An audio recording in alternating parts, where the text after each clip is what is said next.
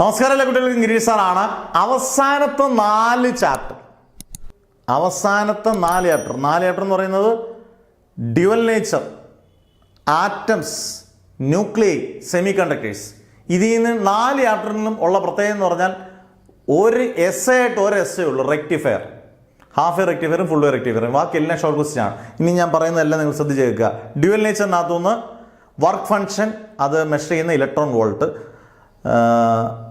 Methods of electron emission അതിനകത്ത് thermionic emission, field emission, secondary emission, photoelectric emission അല്ലാതാണ്.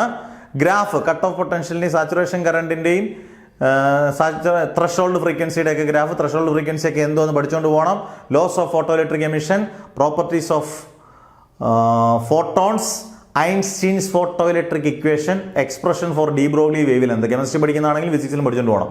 ഇത്രയും dual നേച്ചറിനകത്ത് പഠിച്ചുകൊണ്ട് പോകണം. Maximum ഒരു 5-6 മാർക്ക് പ്രതീക്ഷിക്കാം.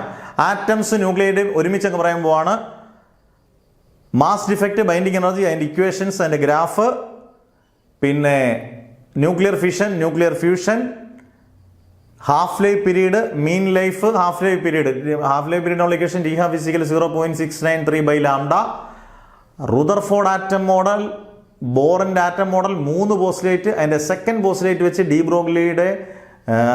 ബ്രോഗ്ലി പ്രൂവ് ചെയ്യുന്നത്, അതും വളരെ ഇമ്പോർട്ടൻ്റ് ആണ്. Ionisation energy, energy levels of hydrogen atom, radioactivity, practical units 2 റുദർഫോർഡും ക്യൂറി. പിന്നെ ഇമ്പാക്റ്റ് പാരാമീറ്റർ, കൊനസ്റ്റ് ക്വസ്റ്റ്യൻ ചോദിക്കുന്നവരാണെങ്കിൽ ഇമ്പാക്റ്റ് പാരാമീറ്റർ ഓർത്ത് വെച്ചാണ്. ഡിസ്റ്റൻസ് ഓഫ് ക്ലോസസ്റ്റ് അപ്രോച്ച് നമ്മുടെ നോട്ടിനകത്ത് കിടപ്പുണ്ട്, വാട്സപ്പ് ഗ്രൂപ്പിനകത്ത്, അതുകൂടെ നോക്കിക്കണം.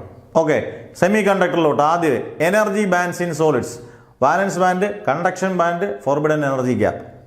സെമി കണ്ടക്ടർ അതിൻ്റെ പ്രോപ്പർട്ടീസ്, അതിനകത്തൊരു ക്വസ്റ്റ്യൻ ഉണ്ട്. Semiconductor has negative temperature coefficient of resistance, why, അത് നോക്കിക്കൊണ്ട് പോകണം. പിന്നെ biasing, forward biasing, reverse biasing, അതിൻ്റെ properties.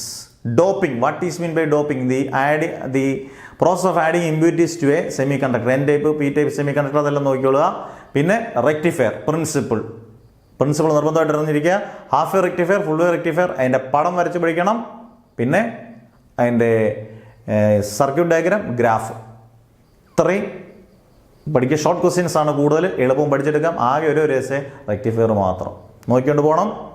Must watch and study well. നന്നായിട്ട് പഠിക്കാനേ. എല്ലാവർക്കും നല്ല മാർക്ക് കിട്ടട്ടെ എന്ന് പ്രാർത്ഥിച്ചുകൊണ്ട് നെവർ എവർ ഗിവ് അപ്പ്.